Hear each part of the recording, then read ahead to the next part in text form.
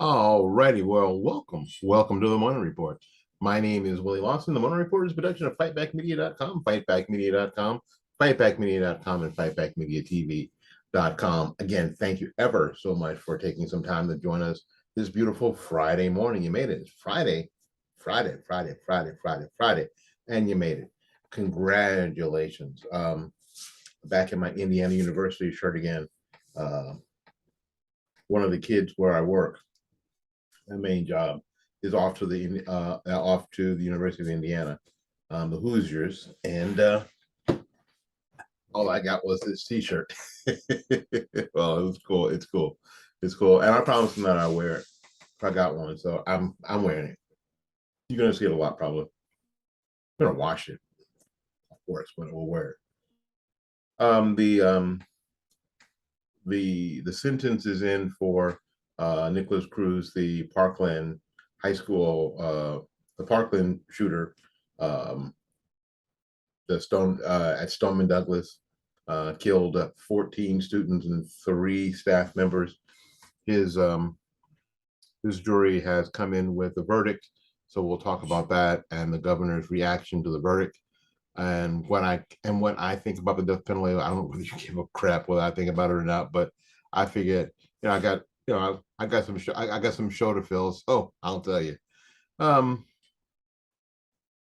we're also going to talk about Elon Musk. The deal to buy Twitter is back on apparently, but federal investigators are reportedly investigating Elon and Tesla, and the Tesla C over the proposed $44 billion purchase of the social media giant Twitter. We'll see how that's working out. Let's see here. We got one more. Um, it seems, and this is from Sarah Arnold from Town Hall, that even Democrats may want a new president. Now, apparently, the president has not made up his mind to run in 2024, which is a couple of years from now. So apparently, he hasn't made up his mind yet. But I don't think everybody's on board. I don't think all the Democrats are on board. Yeah, Joe's our guy. He's our guy moving forward. He's our guy into the future. And we'll talk a little bit about that. All right, we'll take a little break. We'll be back with more of the program right after these messages. All right. All right. Well, again, thank you ever so much for, spending some time with us. We appreciate it. It's going to be a great day. It's going to be a fabulous day.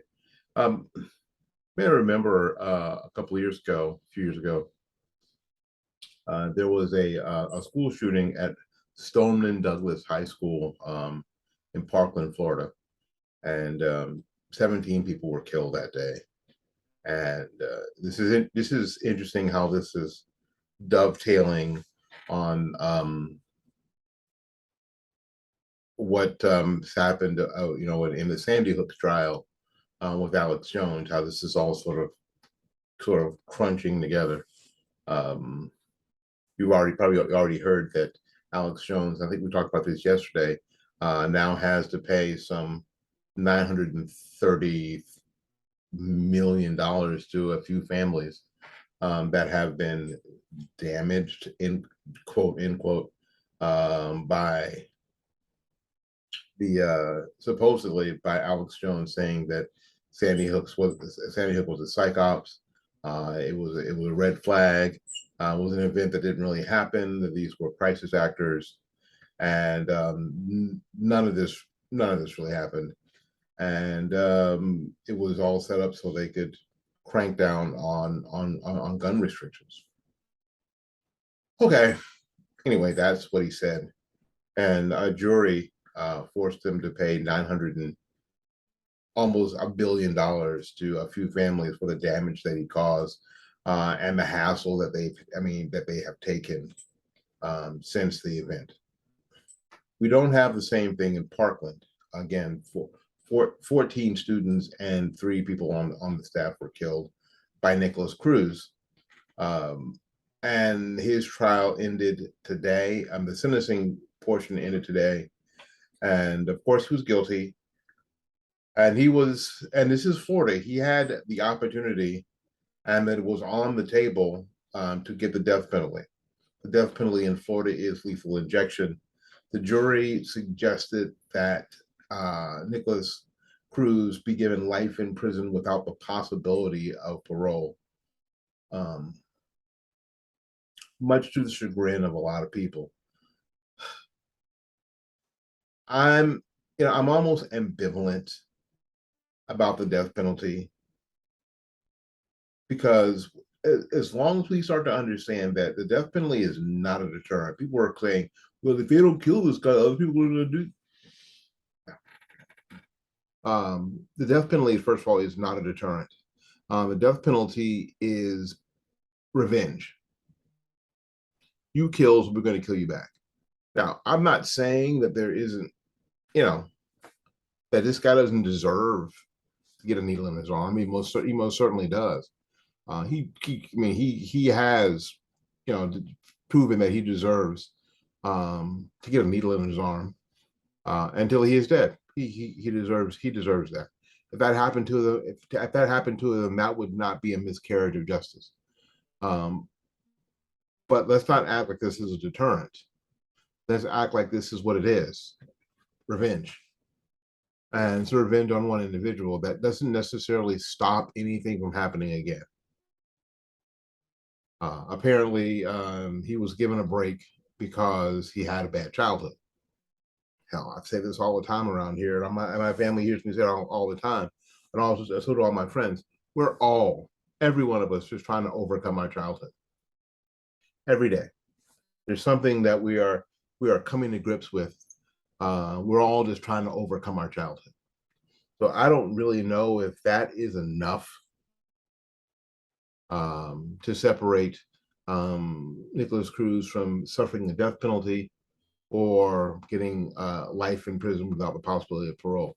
Now, here's kind of what a death penalty sentence looks like. What it looks like is that once someone is given the death penalty, they go through an automatic appeal process. That this dude could be 35 years old before he lays on a gurney and gets drug into a place and gets a needle in, and gets an IV put in his arm and the poison in the IV. He may be 35. That could happen 20 years from now. Through the list and the litany of appeals. So much, in fact, that he could have his verdict even overturned on appeal because of the amount of automatic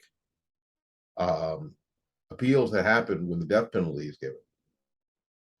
You don't have that trigger automatic set of appeals when you get a life without the possibility of parole. He'll get taken off to state prison and begin serving his sentence today. No time off for time served. No opportunity of parole. He's never going to see the light of day. Never. Yes, he will be a ward of the state, and yes, he will get 3 hots in a cot every day. But he'll have to live that out in prison, in a state penitentiary, because that's what happens. Now, I know there are people who are saying, well, it's just terrible, so we had to feed this guy for the rest of his life.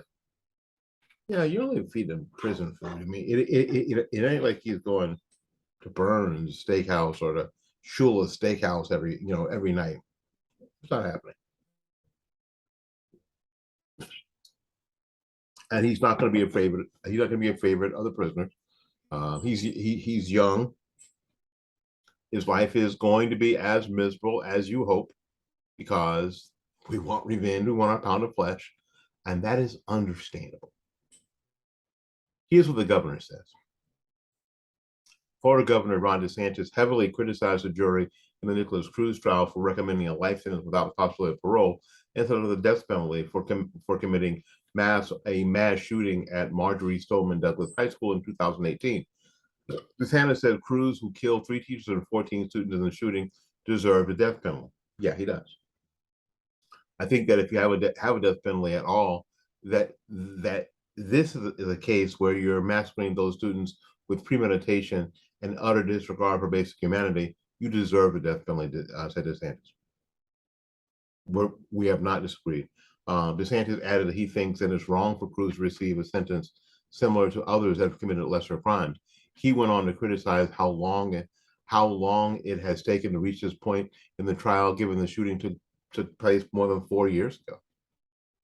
Some of the victims' family voiced their anger towards the life sentence recommendation as well. Court TV tweeted, 17 shot and 17 wounded, and not give the death penalty. What do we have the death penalty for? Parents of Alyssa Adolph, who was murdered by the Parkland shooter, react to the jury recommendation of life in prison instead of the death penalty. Yes, we want our pound of flesh. We do. And that's understandable. But this is a situation now we have to, again, and I'm really now I don't want to push back on against the grain here, because I've already told you that yes, I believe that Nikolas Cruz is a candidate for getting a needle in his arm, no doubt. But what's more frustrating than that is the set of automatic appeals. It isn't like he gets a death penalty and they drag his ass out back and put a bullet in his brain this afternoon. That is not how it works. You get 15 or 20 years of appeal. And then maybe he gets needle in his arm. Or worst case scenario, somebody finds something ugly about how or inappropriate about something that happened in the trial, and he gets off. This, as distasteful as it may be, is the best way and the quickest way to get this guy off the street and out of our society forever. Forever. It is worth feeding him every day to know that he will never step foot outside of whatever prison that he's being sent to. He will never, ever walk another free day in his life. That he will spend the rest of his life in the hell that prison is. It's worth it to me. If you disagree or you agree, please write down in the comments here on Facebook what you think about the jury giving Nikolas Cruz a life sentence recommendation instead of a death penalty recommendation. I'd love to hear from you. The deal to buy Twitter is on again. Remember all this stuff about Elon Musk buying Twitter and how some conservatives were just like super happy because it's going to be a free speech platform again, and that'll be great. Elon, you're the man. Remember? And Elon found out that hell, half of Twitter is bots and said, nah, never mind. So federal authorities are reportedly investigating Tesla CEO and billionaire Elon Musk over his proposed $44 billion purchase of the social media giant Twitter. According to filings submitted by Musk's legal team, he is being scrutinized over his attempted acquisition. However, it is unclear what authorities are investigating. They're poking around trying to find something wrong. Twitter claimed that it has asked Musk's attorneys for months to produce their communications with federal authorities. However, they have not done so. According to an October 6th report by Bloomberg, Elon Musk is presently under investigation by federal authorities for his conduct in connection with the acquisition of Twitter. The social media's lawyers requested Musk provide documents because they bear upon the key issues in this litigation. It has not been made public which agencies are carrying out the investigation, nor which specific actions are being probed. Twitter is accusing Musk's legal team of failing to produce draft communications with the Securities and Exchange Commission and a slide presentation to the Federal Trade Commission as part of an ongoing litigation over whether Musk can walk away from the multi-billion-dollar deal. In June, you might remember, Musk and Twitter clashed when the CEO tried to break off his end of the deal because he claimed social media company was lying about the number of spam bots on the platform. It's on again. And the left is scared witless about what Elon Musk might do with Twitter. So they're trying their best to make sure to see if they can find something, dig up some dirt on Musk and silence him. That's what's going on. All right. We're going to go a little break. We'll be back with more of the morning report right after these messages.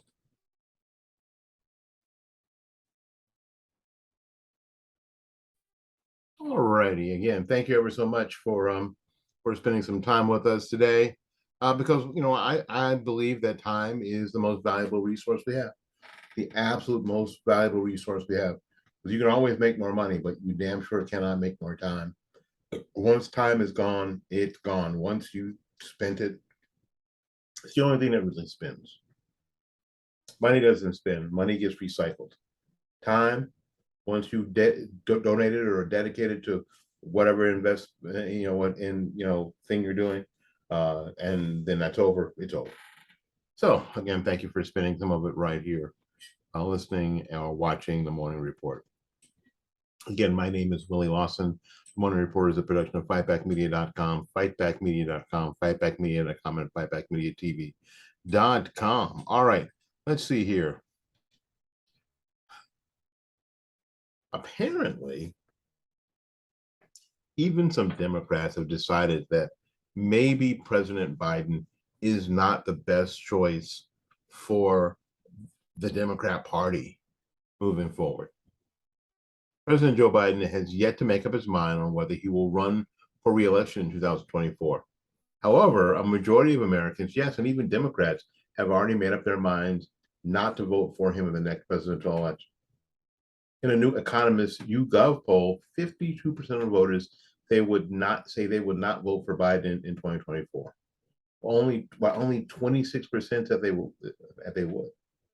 Additionally, just 46% of Democrats said they would vote for a second term for Biden, while a whopping 79% of Republicans agreed that Biden needs to go.